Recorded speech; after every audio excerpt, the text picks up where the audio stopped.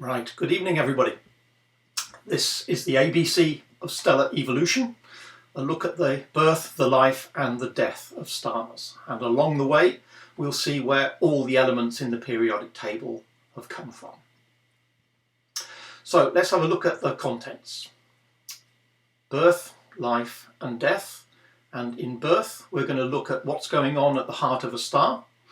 We're going to look at where stars come from, how they come to be and how they ignite. For most of their life they're in balance, and we're going to be looking at the balance between radiation and gravity and how that affects stellar evolution. We'll think about different star types, and by types I mean low mass stars and high mass stars, and how that affects the way they live. And we'll ask the question, what happens when the fuel runs out, and see how that leads us to an understanding of where all the elements come from. For the end of a star's life, we're going to look at the death. Does the death come with a bang or a whimper? And what's left after the star dies? And if gravity wins in the end, we'll just mention the fact that the ultimate fate of a number of stars is going to be a black hole. So let's just remind ourselves of the life cycle of the Sun. The Sun is an average star and the Sun is middle-aged, so it's not a bad idea to use that as a sort of indicator of what's going to happen to other stars. So here's the lifetime of the universe from the Big Bang back at zero, and that's an entirely separate talk, so I'm not going to talk about the Big Bang and how the Big Bang created all of the hydrogen that we're going to be talking about in this talk. I'm just going to assume that the Big Bang happened and there's shed loads of hydrogen around from which we can make stars. So we are now at 13.8 billion years after the Big Bang, and our Sun was formed by a collapse of a hydrogen cloud, which we'll look at in a little more detail in a while. Our Sun was formed around 9.5 billion years after the Big Bang. And that's where we are now, roughly halfway through the Sun's life. So it's something like 4.5 billion years old, and it's got another 4 or 5, maybe a little bit more billion years ahead of it on the so-called main sequence. In other words, the Sun will be continuing in much the same way, producing the same amount of light for many billions of years to come, which is just as well for life to evolve. Goodbye. Once the Sun comes to the end of its main sequence life in about 5 billion years or so, the Sun will change, and as we'll see shortly, what's going to happen is that the Sun will start to inflate and will go through a phase called a red giant, and then very shortly thereafter the Sun will shrink back to the size of a white dwarf. So note that none of these schematics here are supposed to be to scale. It's supposed just to give you an idea of the timing of what's going to happen with the Sun, stable for a long time and then expanding to a red giant and then contracting back to a white dwarf. That just gives us a sort of reference, if you like, for other stars. So what's going on at the heart of stars? As I'm sure we all know, what's going on is that nuclear fuel is being fused to generate energy. So in other words, the pressure and the temperature, the conditions are just right for the fusion of hydrogen into helium. And that releases energy. So we're not going to worry too much about the details, the nuclear physics details. We're simply going to say, okay, we'll take it that when you start fusing the nuclei of atoms, which in the case of hydrogen is just a load of particles called protons, when we fuse them together, we can fuse hydrogen into helium. If we take 4 protons, in other words 4 nuclei of 4 hydrogen atoms, if we can convince them to get close enough, we can fuse them together to make 1 nucleus of a helium atom. That happens to be 2 protons and 2 neutrons. We don't have to worry about the details. 2 protons get changed into 2 neutrons and other stuff comes flying out, but the important thing is that energy is released in that process. Every second our Sun will take something like 600 million tons of hydrogen and convert it into, not quite the same amount, 596 million tons of helium. So clearly a little bit of mass is lost, but notice that it's not that much. The Sun is not consuming a huge amount of mass during its 10 billion year lifetime, very little of the mass of the sun is actually consumed. You can see there 600 becomes 596. Less than 1% of the mass is actually consumed in the process of fusing hydrogen into helium. That will become relevant for what we're going to see in a little while. So stars are not just nature's way of lighting up the universe. They are effectively fusion factories. They are ways that the universe makes the elements heavier than hydrogen. So, as I said just a moment ago, we're not answering the question here, where does all the hydrogen come from in the first place? We're taking the hydrogen as the starting point. If you want to know where the hydrogen comes from, that's a different talk about the beginning of the universe. It took about 3 minutes for the universe to make all the hydrogen necessary to produce everything we're talking about this evening. So, star formation, where do stars come from? Well, it might be easier than you think. Anybody can make a star. There's only 5 easy to follow steps that you need to go through to make a star. 1. Start with a large cloud of hydrogen. 2. Wait. 3. Wait some more. 4. Wait just a little bit longer, and then you'll have a star. In other words, all you need to make a star is enough hydrogen to start with and a lot of patience. You basically don't need anything else. Put a load of hydrogen in one place, walk away, eventually you'll end up with a star if you start with enough hydrogen in your big cloud. So that's what we're talking about, a large stellar nursery. This is, I'm sure you'll recognise, the Great Nebula in Orion. There's lots of hydrogen clouds like that one scattered throughout the Milky Way and no doubt in many, many of the galaxies that we can see out there. So what is it that actually triggers star formation? Well, there's lots of hydrogen. Let's just take the Milky Way as an example. There's lots of hydrogen floating around inside the Milky Way. They're often called giant molecular clouds. Why are they called that? Well, for 3 reasons. 1, they look like clouds. 2, they consist of hydrogen molecules. And you can see where I'm going with this. The third one, no surprise, they're big. So something of order maybe 100 light years across. If you remember that the distance between stars, if we look out in our local neighbourhood, we find stars that are separated by a few light years. The nearest star to us is about 4 light years, and that's fairly typical of the separation of stars. So you can see that if a cloud is 100 light years across, that's large enough to encompass a huge number of stars within its volume. And so we might expect that when we start with a huge cloud of that sort of size, we're going to generate not just one, but actually quite a few stars. What is it that can make a GMC, a giant molecular cloud? What can make those collapse? Well, there's a number of possible trigger mechanisms. It might be that given that these clouds are floating around and they're going around the centre of the galaxy just like all the other stars are, well, one cloud could collide with another, and the atoms in the cloud or the molecules in the cloud could collide and start to trigger star formation. It's also possible that star formation can be triggered by a shock wave going through the cloud. What might trigger the shock wave? Well, for instance, we're getting a little bit ahead of ourselves, but for instance, the death of a star that explodes as a supernova, can produce shock waves that go rippling through a cloud and can trigger the formation of new stars. So the death of one star can actually be the trigger for the birth of new stars. Another trigger is probably galaxy collisions. So although we don't think of galaxy collisions necessarily as being things that actually produce the birth of stars, that is indeed a reason that stars can start to form, is because of the interaction of galaxies, which is more common perhaps than we might think. If we look at an image of a galaxy, we see a few indications of star-forming regions because hydrogen clouds tend to glow pink. The particular radiation produced by hydrogen is at the red end of the spectrum, and so in these sorts of images, when we see little blobs of pink, we know that we're looking at star-forming regions that are very rich in hydrogen.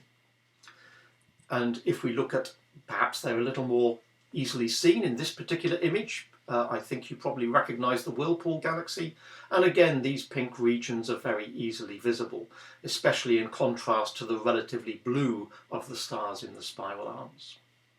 There's quite a few regions of pink over on this side, and that could be a result of the interaction with this satellite galaxy sitting here right next door to the main galaxy of M51. We can see that galaxy collisions are responsible for a lot of star-forming regions by observing galaxies that are in mid-collision, as it were. Here, the antenna galaxies, you can see how they get their name from these large loops that are produced by these galaxies that are passing through each other. But if we look in more detail at the core of the galaxies, we see that if we blow that up with a Hubble Space Telescope image, we can see an enormous amount of pink in these regions as these two galaxies are essentially halfway through colliding with each other.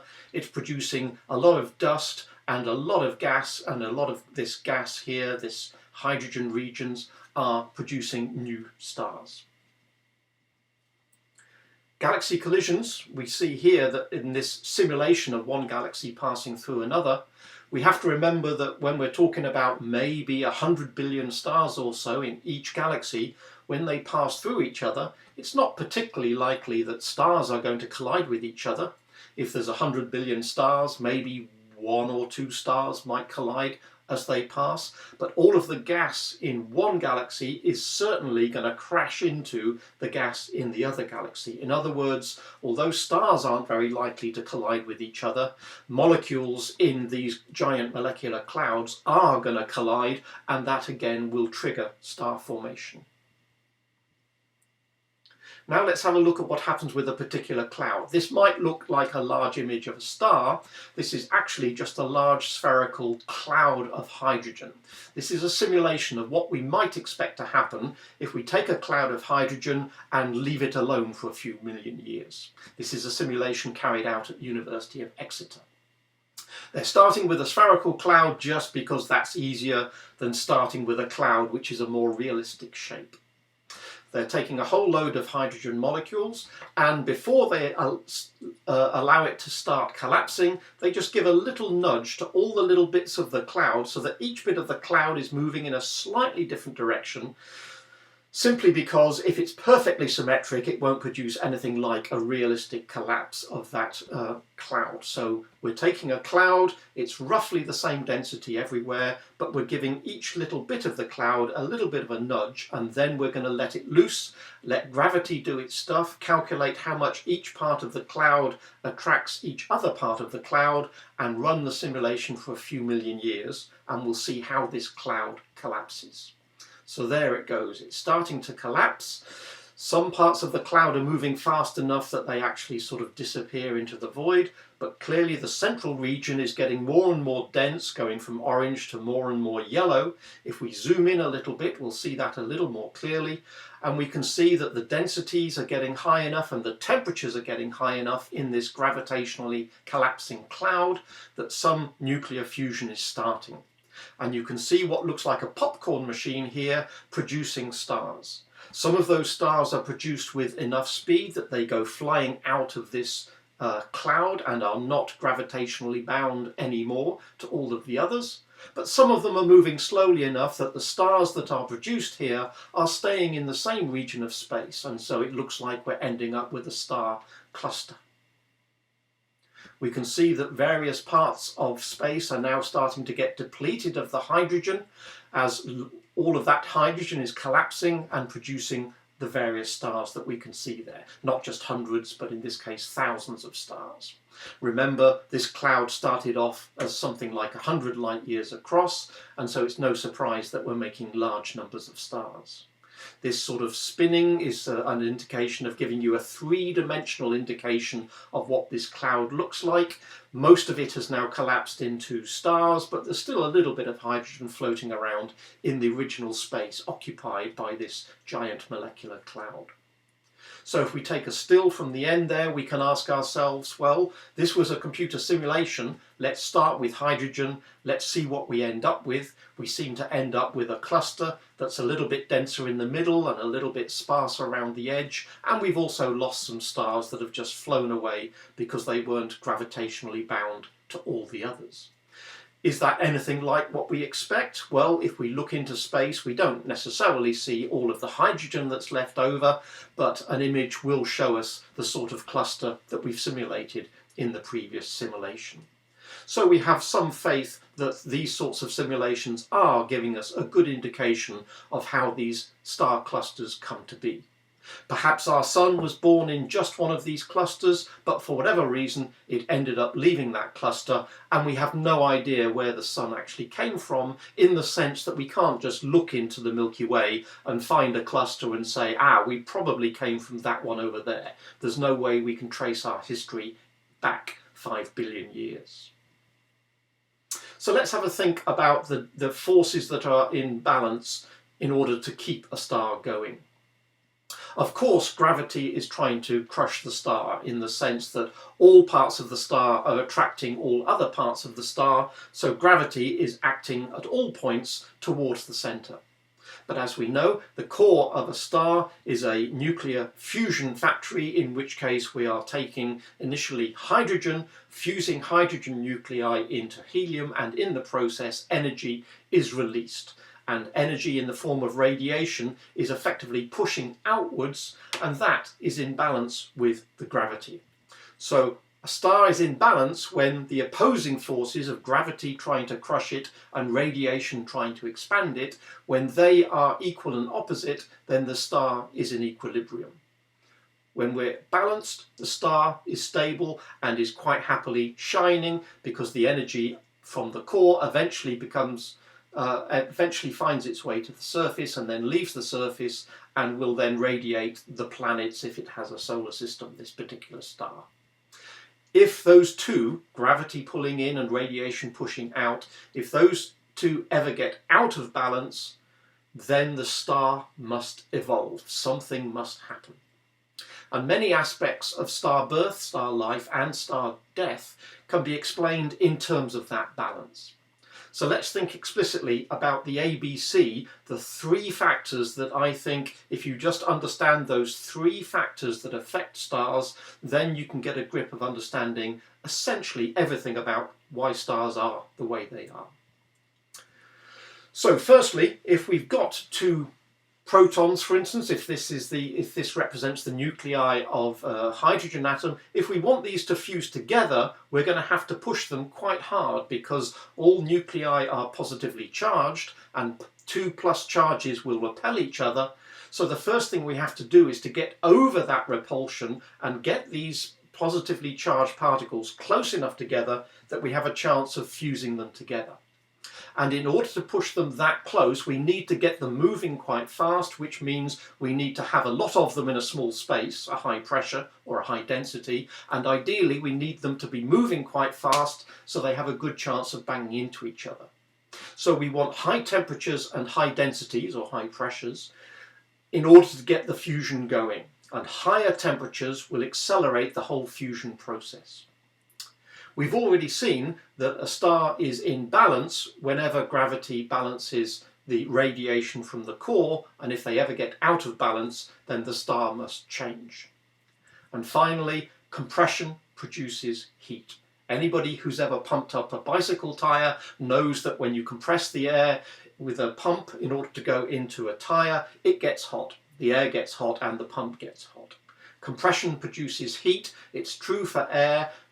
A star is just a big ball of gas, so it's also true for a star. So there we have the ABC. Slightly out of order, compression produces heat. If something gets hot, we can accelerate the fusion process, because that will push the particles, the positively charged particles, closer together. And if we accelerate the fusion, we get more radiation, which ultimately will then balance out the gravity. So acceleration of fusion, balance of the forces, and compression produces heat. Those are the only three things you need to understand in order to understand star evolution. Okay, I'm brushing over some of the details, but if you only remember the ABC, then you've got 99% of what you need to know about stars. A reminder of how stars are classified, just because this is useful for what comes later. There's the sun, and on this diagram we've got temperature horizontally, so we've got cold on the right, colder on the right and hotter on the left, from about 3,000 to about 30 or 40,000 Kelvin, the surface temperature, remember, not the temperature in the core, which is much higher. And the vertical scale of this so-called Hertzsprung-Russell or HR diagram, the vertical scale is luminosity. Very low luminosity down here, very high luminosity at the top. And 1 is arbitrarily just taken as, let's think of luminosity in units of how luminous is the sun. So the sun by definition is 1, and its surface temperature is a little bit less than 6,000 Kelvin, so that places the sun there. There are a number of stars in the region of the sun in the so-called main sequence where a star might stay for quite a lot of its life. To the further right we have the larger stars, the giants, and to the bottom left and below we have the dwarf stars. We'll have a look at how that comes into the story in just a little while. So what actually determines different stars in terms of their evolution and the way they evolve is their mass. And if we look at high mass stars, well, if you have a lot of mass in a star, you might think, well, there's a huge amount of fuel there, so presumably they burn for longer. Well, actually, it's a little counterintuitive. A high mass star, the gravitational forces trying to crush the star are, of course, quite strong. That means you have to have a very strong core. In other words, you have to generate a lot of radiation in the core to produce the outward pressure to balance that inward pull of gravity. So that strong gravity requires a huge amount of radiation to be generated, and that means the nuclear fuel must be used up at a prodigious rate in order to balance the gravity. So although we're starting with a more massive star with a lot of fuel, a high mass star actually doesn't last very long. Rather than living for perhaps billions of years that our sun does, a high mass star might live for only a few million years, simply because it has to use the fuel at such a high rate to counteract the force of gravity. Conversely, if we think about a low mass star, our gut feeling might be, well, there's not much fuel there, so presumably it doesn't last very long. In fact, it's the opposite. Because the gravitational forces in a low mass star are relatively weak, it doesn't need that much radiation generated by the core to balance the gravity. And if it doesn't need a very huge amount of pressure from the middle to balance gravity, that means the nuclear fuel doesn't have to be burned quite so fast, and hence it lasts a long time. If we take, for instance, a star which is only 10% the mass of our sun, we're not even sure what happens when it comes to the end of its life, because most of those stars haven't come to the end of their life yet. The universe is only about 14 billion years old, and some of these stars will burn their fuel for much longer than that. Some of the lowest mass stars might burn their fuel for 1 trillion years, much longer than the age of the universe. So you can see that mass makes a huge difference. High mass means live fast and die young, whereas low mass means the star might live for a very long time. Let's just take a little bit of an aside, because I've said mass is important. High mass and low mass give quite different evolution as far as the stars are concerned. So it might be that high mass can be anything up to, let's say, 100 times the mass of our sun, or it could be 100 times smaller. So roughly speaking, if you say our sun is somewhere near the middle, we can say that high mass is 10 or 100 times more and low mass is 10 or 100 times less, roughly speaking. But if you ask about the size, the variation in the size of a star can be much, much bigger than simply 100 times bigger or 100 times smaller. So let's just take a little aside and ask ourselves about the sizes of stars. To give us scale, let's start with something more familiar, such as the planets in the solar system. These are not in order from the Sun, but in order of size: Mercury, Mars, Venus, and of course the Earth. If we take the end of that panel and make it the first object in the next panel, then there's the Earth in the bottom left-hand corner. There's the Earth. And now we're saying, what's the next size up? We've got Neptune, Uranus, Saturn, and Jupiter. Again, not in the usual order that we would give them in distance from the Sun, but in order of size. And we're going to do this same trick a few times over. We're going to take the object in the right-hand side of this panel and put it in the left-hand side of the next panel. So we're going to start with Jupiter as a reference, the largest planet, and then ask, how does that compare to the size of stars? So there's Jupiter, the largest planet, and you can see that the smallest star, Wolf 359, one of our immediate neighbours, is not much bigger than Jupiter. Sometimes people say Jupiter is almost like a failed star, because if it was a little bit bigger, the temperature at the core might be enough to instigate nuclear fusion. So the smallest star's not much bigger than a planet. And there's our Sun for comparison. And now we're moving up to stars that are bigger than our Sun. So there is the star Sirius, the one that we know relatively close, 8 or so light years away. Same trick, let's take Sirius and make it the start of the next panel. Now we see Sirius is the small star, almost like a pea in the bottom left-hand corner there. And now we've got stars like Pollux, Arcturus and Aldebaran, large red giants. And you can see why they're called red giants, because they are so huge compared to the star Sirius, which, remember, is larger than our Sun. But we're not done, because although Aldebaran is a red giant, let's do the same trick, put Aldebaran down in the bottom left-hand corner, and now you can see, although that's a red giant, there are plenty of stars that are bigger still. Rigel, a blue supergiant, and now we have these huge supergiant, red supergiants, Antares and Betelgeuse, for instance, which is truly giant. And although we are getting close to the end, there have been some stars found that are larger even than Betelgeuse. One last time, there's Betelgeuse on the left, and there are a few stars which you might not have heard of compared to the famous Betelgeuse. And a few years ago, the star with the wonderful name of VY Canis Majoris, that used to be the largest star. I believe they've found a couple that are now larger than that, but they're not larger by much. They're maybe 10% larger or a little bit more than that. They're not enormously larger compared to that.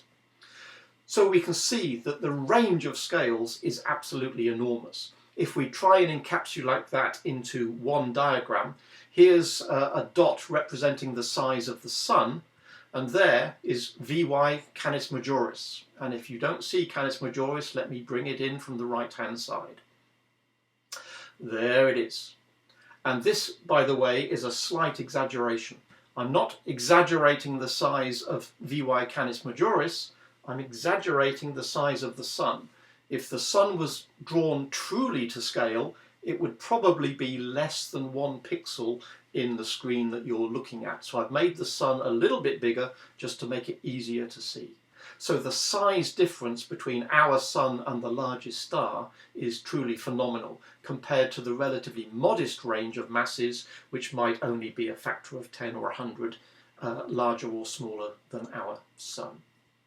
So that was a little bit of an aside, reminding us that size is not an indication of what the history of a star is necessarily.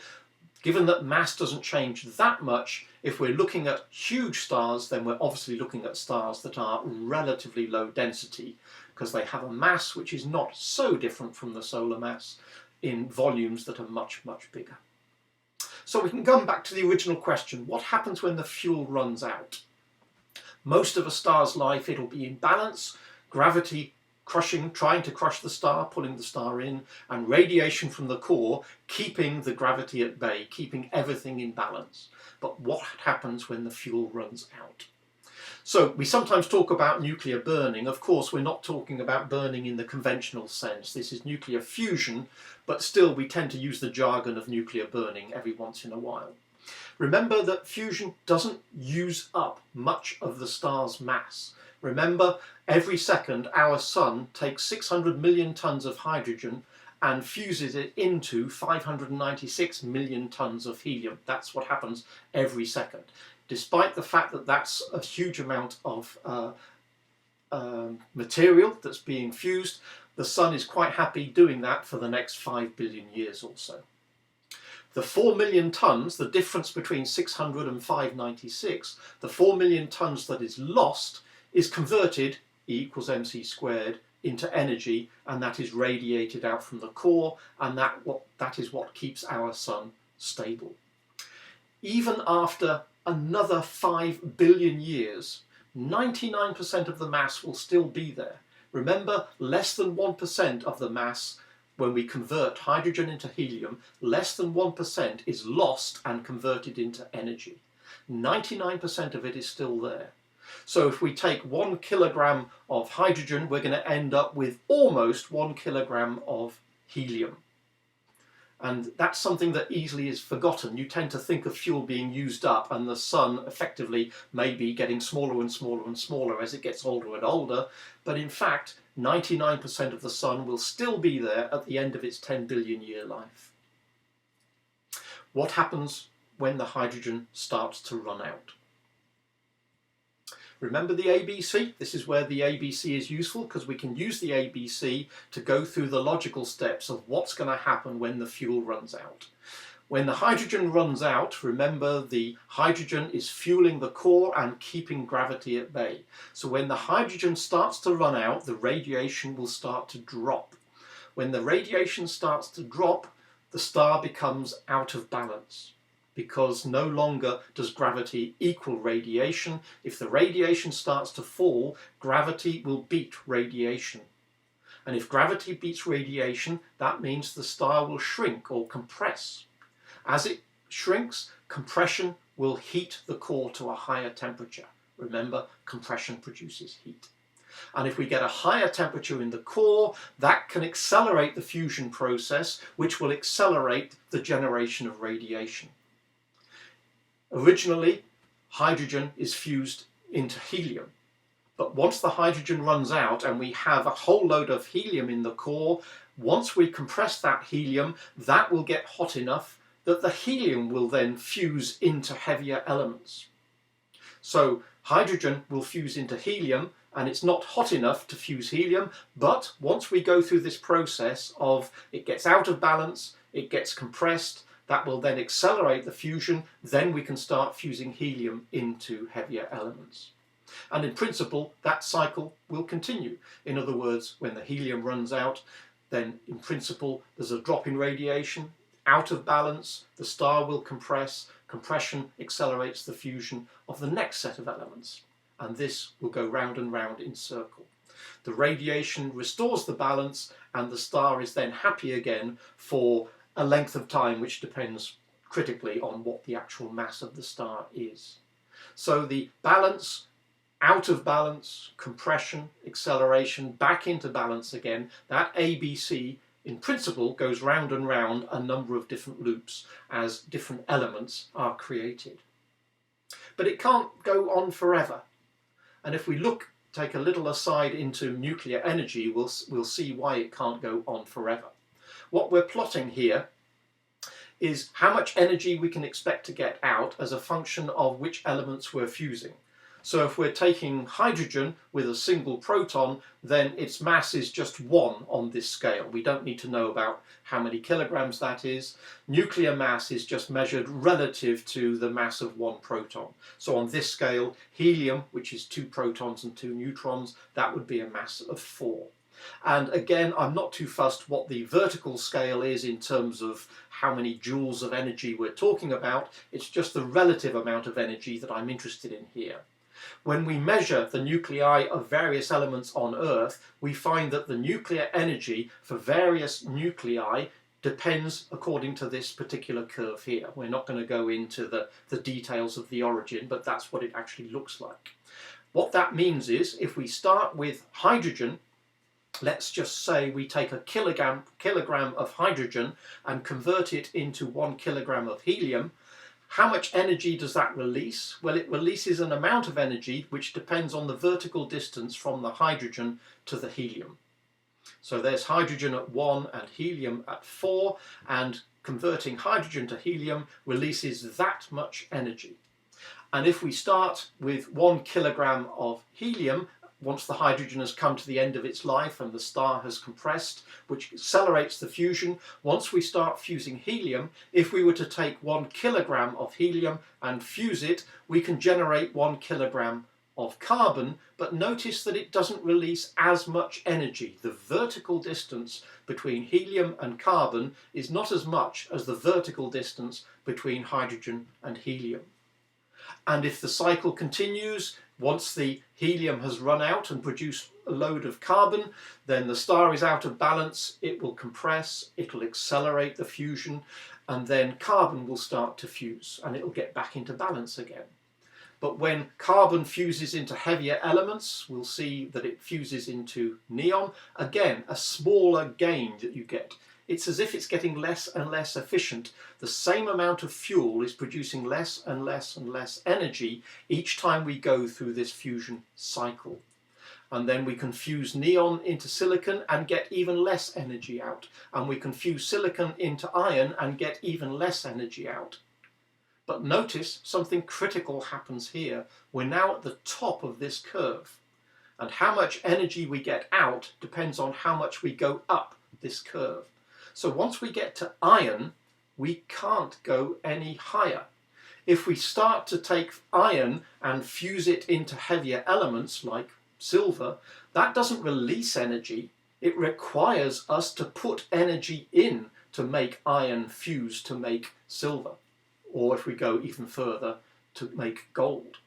So by the processes that I've just been talking about, we can expect hydrogen, if the star is massive enough and if this cycle continues often enough, we can expect hydrogen to make helium and helium to make carbon, etc., all the way up to iron. But we can't expect a star to make silver or gold.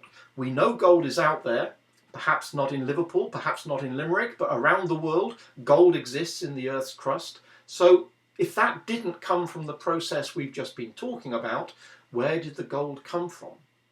We'll answer that in just a second once we consider the implications of the fact that the efficiency with which we can generate radiation, with which we can generate energy, gets lower and lower and lower as we go to heavier and heavier elements, from hydrogen to helium to carbon to neon to other elements.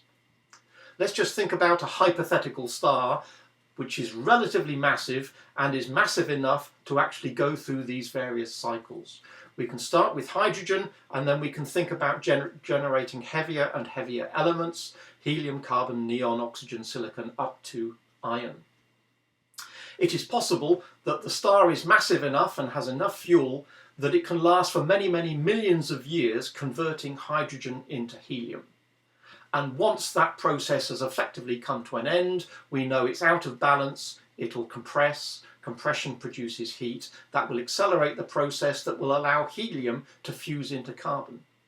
It'll be roughly the same amount. Remember, the mass doesn't change that much, so roughly the same amount of hydrogen that was fused into helium, that's roughly the same amount that we have in helium, but the efficiency is going to be less. So even though we have the same number of kilograms, we can't get the same amount of energy out.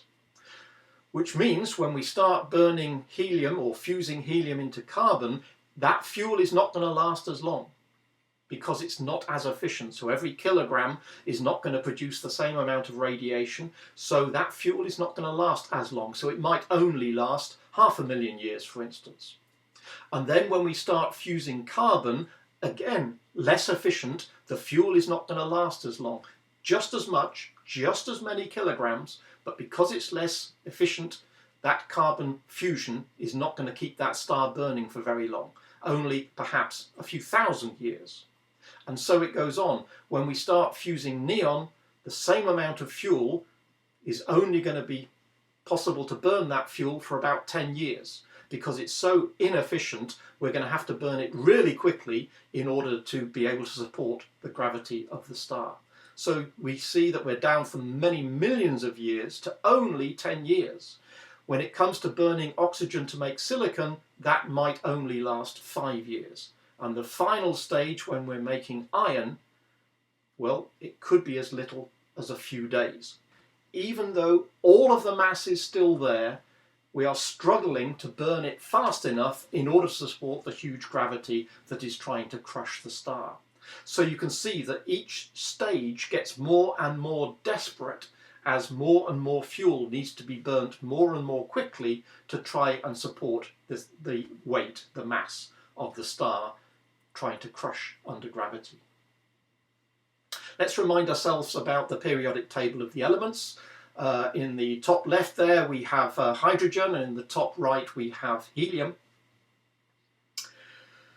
Born in the Big Bang, so yes, I've been talking about stars converting hydrogen into helium, but we sort of often ignore the fact that the Big Bang actually made a whole load of helium as well, because the stars are making helium. Actually, even if you add up all of the stars in all of the galaxies, those stars aren't actually adding to the total amount of helium much.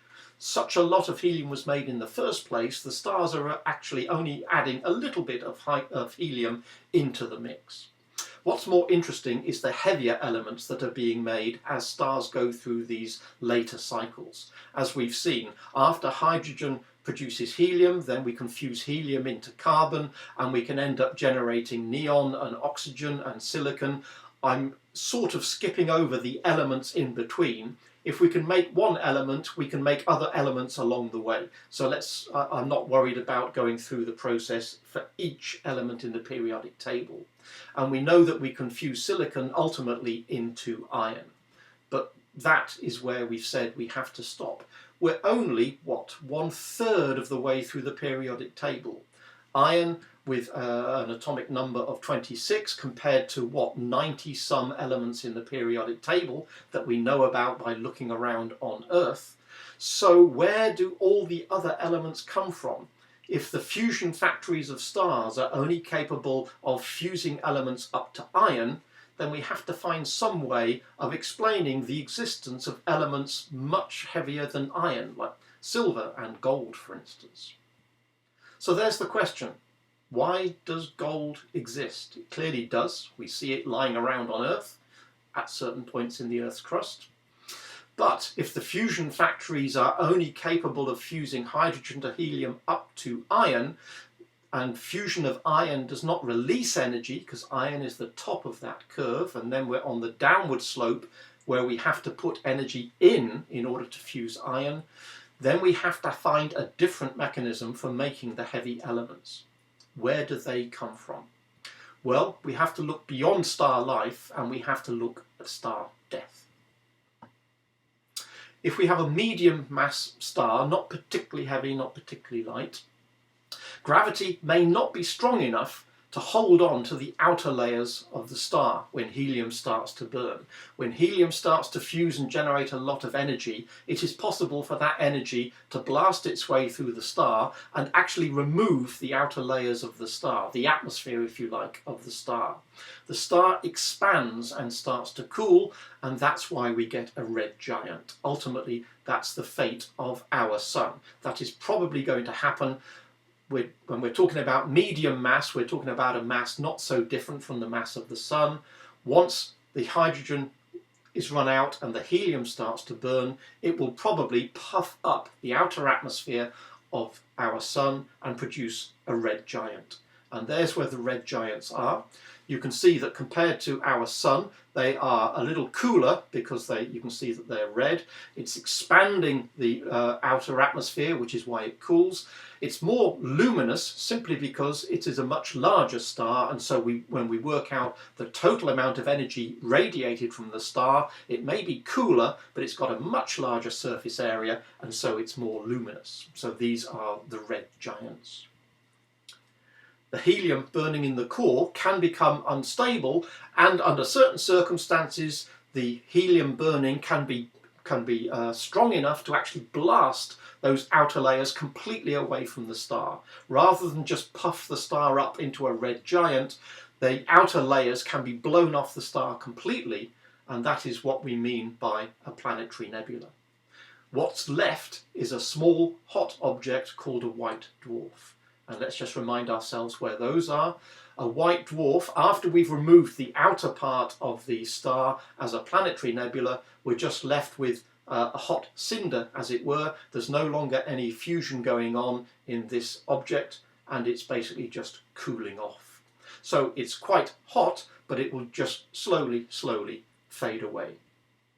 The planetary nebula, the outer atmosphere of the star, if you're very lucky, the outer atmosphere of the star is blown off very symmetrically, and you end up with a huge spherical bubble of outer atmosphere that is no longer gravitationally bound to the original star, the core of which you now see in the centre. But actually it's much more likely that the star is spinning, so that as the atmosphere of the star is blown away, you end up with a much more complex structure. such as some of the planetary nebulas that I'm sure you've seen in things like the Hubble Space Telescope images, like the Cat's Eye Nebula, for instance, or one of my favourites, the Helix Nebula, or the Helix Nebula. This, remember, is quite a large structure. It's actually visible in the constellation of Aquarius, low down in the south from England. So this particular image is from the Hubble Space Telescope, but in the bottom right inset there, I show you a picture taken with a camera and a telephoto lens. You don't need a large telescope to see some of these planetary nebula. They are so large compared to the original star, they're absolutely huge. The Helix Nebula, for instance, is about half the size of the full moon when you think about it on the sky, and therefore you don't need a high magnification telescope. A telephoto lens is all you need to be able to see some of the structure that you see in the large image there. If we have a high mass star compared to a medium mass star that we've just been considering, where the star might well blow off the outer layers of the star and puff it up into a red giant and then perhaps blow it off completely.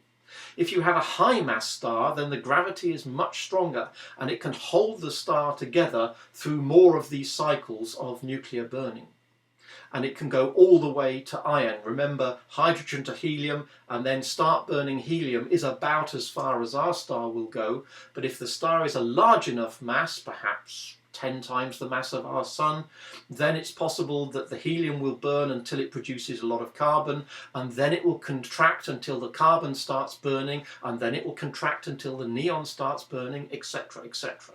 And you end up with a star that looks like an onion or a Russian doll with lots of shells, because the hydrogen is not completely used up before the helium starts burning, and the helium isn't completely used up before the carbon starts burning, etc. And so you end up with these shells of elements with the core ending as iron. And even a high mass star doesn't have any option of going beyond iron. The only option at that point is, because you can't fuse iron to make more energy, the star will collapse, and it will be a catastrophic collapse. Remember, as you go through each of these cycles, the burning gets faster and faster and faster and faster because it gets less and less and less efficient. So at the end, the collapse of the star can be quite catastrophically fast. The core might collapse in not years or days or hours, but it might only be seconds that the core actually collapses. That crushes the core down to the size of perhaps a few kilometers, and the shock wave of that collapse rebounds and effectively ejects the rest of the star into interstellar space.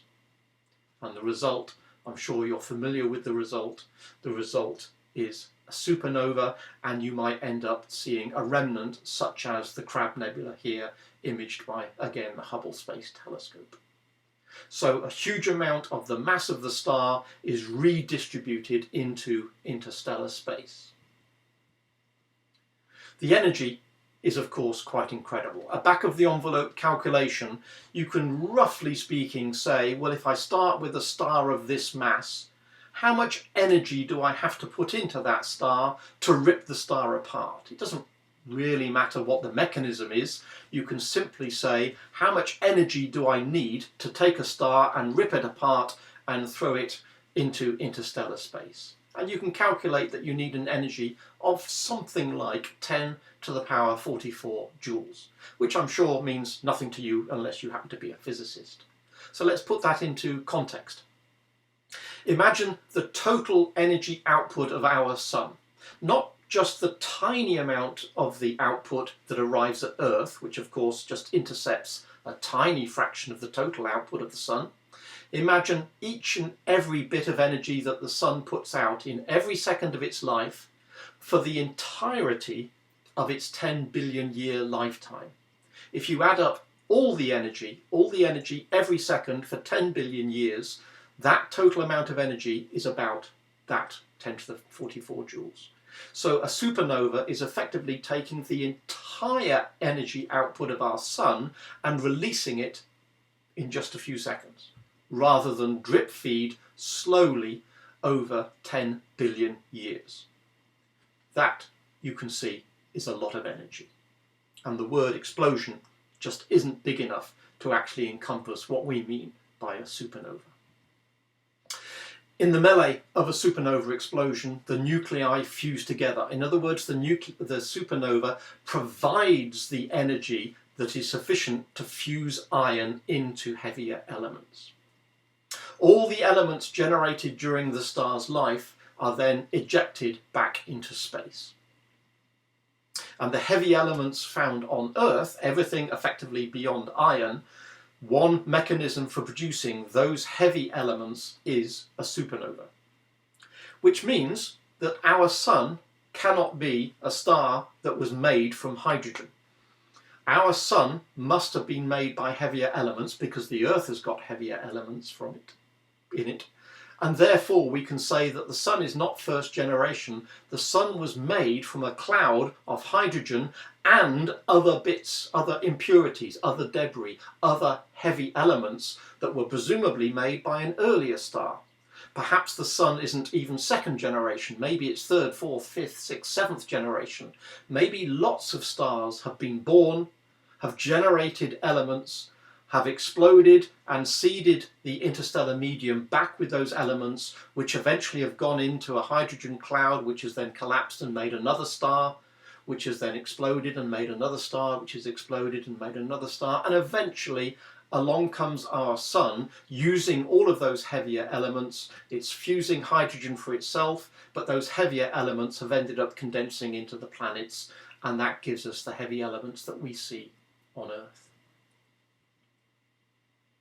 When we think about the atoms being recycled that way, that means we take a little bit of a different perspective on life.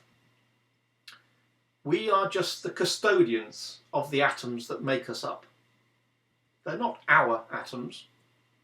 They were made in a star, the atoms died in a supernova, and were redistributed throughout space. The star died, but I should say the atoms didn't. The atoms are, in a sense, immortal. Because even though the stars died, the atoms are simply recycled by being distributed back into space. We will use these atoms for a while, and in a few billion years our sun will die, and those atoms will be recycled back into the interstellar medium again for somebody else to use.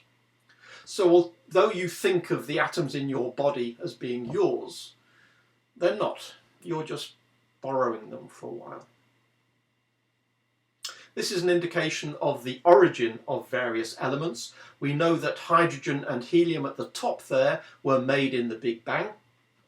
And we know that a lot of the other elements are made in large stars, small stars. Some elements are actually made by cosmic rays. You can see a lot of the heavier elements down here, especially these ones in this sort of goldy colour, were probably generated in supernova. Some of these other elements can be simply manufactured in larger stars, and it is currently thought that supernova might not be the only mechanisms for generating heavy elements. It is thought that perhaps if other stars collide with each other, that can be energetic enough to actually generate some of these elements as well. After a supernova has completely crushed the star's core and of course ripped off all of the outer part of the star's outer regions to generate this supernova remnant, what is left behind? Well, the star's core that has been crushed by the supernova is tiny, literally just a few kilometers in diameter. And that is what we call a neutron star. So only about the size of the Earth or so, maybe 1,000 kilometers across, huge magnetic fields, and quite often spinning at a very fast rate. Remember, if you take an ice skater and start to rotate and then bring your arms in, you tend to rotate faster. It's the same with stars. If you have a star rotating, perhaps quite sedately, like our sun, once a month or so, but then if you take that mass and crush it down to a very small volume, that will make the object spin up by the conservation of angular momentum. If it's large, it'll spin slowly. If it's small, it'll spin very fast. And some of these neutron stars are spinning so fast and with such strong magnetic fields, they actually generate directed radio waves that can be picked up, and we get the term pulsar. So a neutron star, we're not too sure what they are made of other than neutrons. What we've taken is basically a large star and crushed it until it's made of nothing other than neutrons. We no longer have separate atoms and separate nuclei. We just have a sort of neutron soup, as it were. And we're not sure, but we think it's possibly mainly neutrons in a sort of liquid, a liquid in the sense the neutrons are just floating around and slightly free. And perhaps there's a crust, in other words, something which is a little more rigid on the outside. Why do we think that neutrons have a solid crust? Well, that's because when we actually look at these neutrons spinning, by looking at the radio waves that are pulsing, so-called pulsars, we can see that some of these pulsars change the rate at which they spin, which tell us that we've had a star quake. In other words, it looks like a solid crust has changed slightly, just like the solid crust of the Earth can change when we have an earthquake. If we have a listen to how fast some of these neutron stars are spinning on their axis, by using radio waves we can hear these pulses if the sort of lighthouse effect of the spinning neutron star occasionally sends radio waves in our direction. So for instance, I hope you can hear that okay. Here's a pulsar with a period of 800 milliseconds. The star is rotating approximately once per second. Remember, a star like our Sun might turn roughly once in a month. But because we've crushed the star down to the size of only kilometers, now this star is rotating much more quickly. This particular one is rotating in about 1 second. By no means the fastest. We can pick another pulsar. This is the Vela pulsar, and you can see the pulses are coming very quickly. They are 89 milliseconds apart, so this star is spinning approximately 10 times per second. Not the fastest. We can pick another one, the centre of the Crab Nebula. The Crab pulsar. Now the pulses are coming so fast you can hardly hear them as separate pulses. They are 33 milliseconds apart. The pulsar at the centre of the Crab Nebula, the remnant of that supernova, spinning approximately 30 times every second. Let's go to an even faster pulsar. This is now starting to get quite irritating. This one is now spinning in only 5 milliseconds, spinning 200 times a second. And if your ears can take it, one of the fastest pulsars around. Sounds like a mosquito.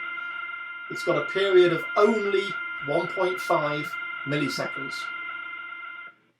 Let me kill that because it's getting really irritating. So, spinning almost 1,000 times a second. It's at the point where it's almost going to break up because it's spinning so fast. But one thing we note about pulsars is they are spinning with a very well-defined period. It's not simply 1.5 milliseconds-ish. If we want to, we can measure the period of rotation much more accurately than that. It turns out it's 1.55780644887275 milliseconds. That is the actual precision with which we can measure the period of that particular pulsar.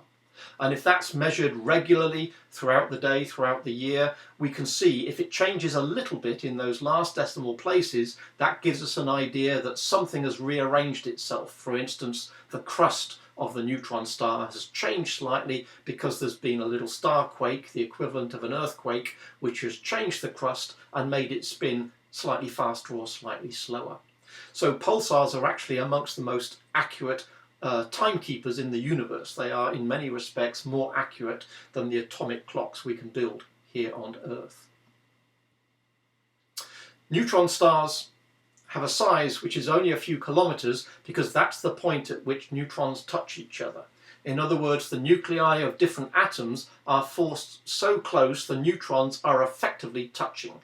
It's not actually easy to define the size of one of these objects because they're so small, but effectively we've taken a whole soup of lots of nuclei and pushed them all so close the nuclei are effectively touching each other and do not want to get any closer.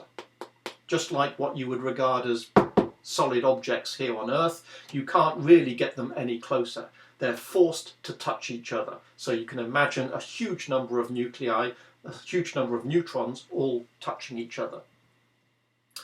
If you want to get them any closer, that means they would have to literally overlap with each other, which they really, really do not want to do. But if the star has enough mass, if there's enough gravitational oomph, if there's enough gravitational force, then gravity will win and the neutrons will be forced into each other, despite their objections of not wanting to get any closer than touching. And if that happens above a certain critical mass, neutrons can no longer stop gravity from winning, and gravity will win in the end. And the result is the stuff of science fiction. It's a black hole. Nothing we know of, once you've got over the resistance of neutrons, once you've got to that point, there's nothing we know of that can stop it crushing down to essentially no size at all, which is what we end up with when we talk about black holes. A region of space with an escape velocity so high, not even light can escape. So, rather enigmatic. We're still trying to understand these things. We're certainly trying to get a handle on how they form in terms of, what happens when one black hole crashes into another. That's what the LIGO interferometer, gravitational waves, is looking at. That gives us a better understanding of how black holes are behaving, which helps us understand the process of stellar evolution, in particular the end of life of large stars. Perhaps if a black hole forms in a binary system, then the black hole here shown by this object here, maybe the black hole will start sucking up material from the other star, so that the atmosphere of this star is effectively being ripped off, and just like water can't all go down a plug hole at the same time when you empty a bath, so matter that's trying to get into that black hole ends up circulating round in what we call an accretion disk. And matter gets so hot it can produce a huge amount of light from the immediate vicinity of a black hole. It is thought that a lot of galaxies have black holes at their hearts, and these are responsible for the huge amounts of energy outpouring that we describe as quasars. But that's related to, but not quite the same as what we're talking about here when we're talking about the end of life of a massive star, which can end as a black hole with a mass of something comparable to the mass of our Sun. So let me just remind you what I've been talking about. We've been looking at birth, life and death, and we've been looking at stellar nurseries that generate stars, the balance of radiation and gravity. We've been looking at the fact that you can generate by fusion elements up to iron, and then anything heavier than iron is produced by something like a supernova explosion, which provides enough energy to fuse iron into heavier elements. Let's just finish with a graphical summary of what I've been talking about here. If we start with a large molecular cloud, a giant molecular cloud of hydrogen, that hydrogen might collapse and produce, for instance, a small star similar to our Sun. At the end of its life, after perhaps many billions of years, when the hydrogen fuel runs out and we start to burn helium, that can puff the star up into a red giant, and depending on its mass and depending on how much energy is created, it might throw off some of those outer layers and produce a planetary nebula, leaving behind a small star right at the core, only the size of a white dwarf or so. It is also possible that that molecular cloud might produce a relatively large star, larger than our Sun, which might end its life as a red supergiant. And that supergiant, depending on the mass, if it's more than perhaps 10 times the mass of our Sun, that core might collapse, and the rebound, the shock wave, can send the rest of the star off into interstellar space in a supernova explosion. That will leave behind a neutron star, only kilometers or so across, or if the star is massive enough, not even neutrons can stop it collapsing any further, and we end up with a black hole. Regardless of whether we go one route or the other, the generation of either a planetary nebula or the generation of a supernova, in both cases, material is sent back into the interstellar medium. And so we have a recycling of that material back into the molecular clouds which are floating around the galaxies and will be the formation of the next generation of stars. So the second generation of stars will just have a few extra heavy elements that the first generation didn't. And then the cycle goes round again. And then the third generation of stars will be enriched even more with the heavier elements, and so on for the fourth and the fifth and the sixth generation of stars, which is where we find ourselves living on a planet with lots of these heavy elements scattered around the Earth's crust. Not just the light elements of aluminium and silicon, but some of these heavy elements all the way up to uranium. So I've hoped that that idea of the ABC of stellar evolution, thinking about those three factors that determine evolution, help you to understand how stars are born, how they live, and ultimately how they die. Thank you all for listening.